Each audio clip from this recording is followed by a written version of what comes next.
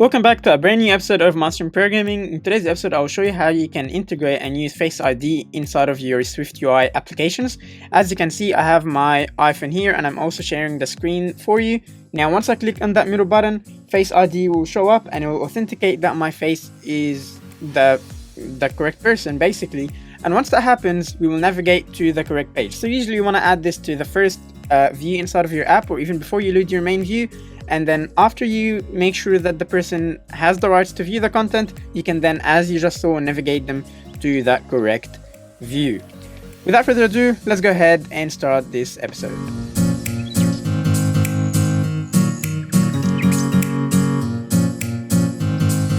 Welcome back, guys. So as you can see here, we have an empty file. Now, I just took the initiative and created another SwiftUI file. As you can see, it just says secret file and then text hello world. And basically what we want to do is we want to start up this view, and then once we get the authentication correct, we need to navigate or present this SwiftUI or this section of the app. Before we can begin, the first thing we need to do to use Face ID is go to the info.plist. We can click on the plus sign, and then we're going to type in privacy, exactly how I'm writing it, with a capital P. And then we need to scroll down and look for Face ID usage description. After that, we need to come here and we need to add a value. Just because this is a sample app, I will simply say we need Face ID. Make sure you write something correct and something accurate so that Apple can actually approve this app for you. Let's go back to our content view. And what we need to do is we first need to create our, we need to import the authentication. So we're going to say import and we're going to say local authentication. After that, let's go ahead and we can start by creating the function we will use when we press on that Face ID button. And I'm gonna call it func authn, just like this. Let's open and close a bracket. Inside of here, we're going to take care of all our actions that will actually allow us to use Face ID. So what we first need to do is we need to create a context. So I'll say let context is equal to LA context.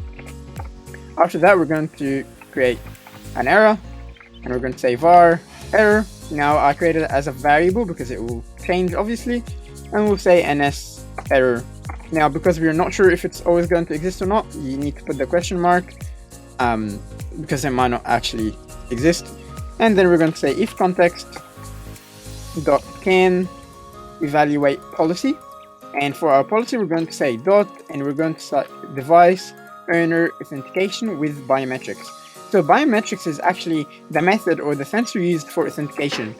If Face ID does not exist, then then we're going to use the biometric sensor inside of your fingerprint. And if the fingerprint doesn't exist, we're going to use Face ID. And for error, what we are going to do is we're going to pass in and error that we created earlier. Let's open and close a zigzag bracket.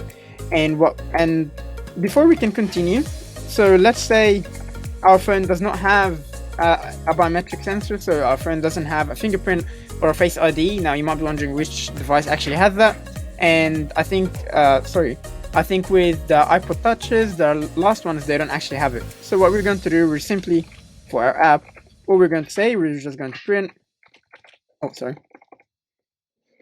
Face ID is not available. So this will just be printed if there's no biometric scan. Obviously, you want to handle this a little bit better. You probably want to show like a passcode or something like that. Anyway, let's move on. Now we need to provide a reason to why we need Face ID. So and for that, my reasoning will just be, we need to scan your face. Whatever. Obviously put something proper here. And let's go ahead and use the context that we created earlier. So we're going to say context.evaluate policy, exactly the same. Now for all the policy, it will be the same, device owner authentication with biometrics. For the localized reason, we're going to pass that reason that we created above, and we don't need a reply now. So we're just going to remove this, just like that. And we are going to start by adding a success message. And then we're going to say authentication error. Now we're going to create a dispatch queue. So let's go ahead and do that. We're going to say dispatch queue dot main dot async, and I'm not sure why it's not working, I think. Oh, sorry. Oh, sorry for that. I knew there was an issue, so this should work now. And there we go. Yes, so we have that correctly. So I just added an M instead of a comma. Anyway, after that, we need to check if the authentication was successful. So if the owner of the phone is the person doing the authentication and not like someone else. So we need to say if success. Now technically you can say if success is equal to true, but this if success is equivalent to you saying if success is equal to true. You already know that, but I just need to tell you. And if it's not, we need to also do something. So let's go ahead over here and we're going to create another variable, and it will be, let's just call it unlocked, and it will be of type false. So if the authentication is correct, if the person scanning their face is the owner of the phone, what we need to do is we need to toggle, we need to change unlocked to true. Otherwise, so if it's a different person trying to use my phone, for now, all we're going to do is we're going to say print, you are not the owner. So now we actually created the entire function that will take care of our authentication, and now let's go ahead and create the view. So we're pretty much going to be creating this, and when you press on the button, Face ID will be initiated. If it is correct, we'll move from this file and we'll simply present the secret file, which is just a text hello world. Obviously in your real app, you're going to be creating or having some sensitive information over here. Let's go to our content view and let's go ahead and start by replacing the text with a VStack. Inside of here, we're going to check if the phone is unlocked. So we're going to say if unlocked.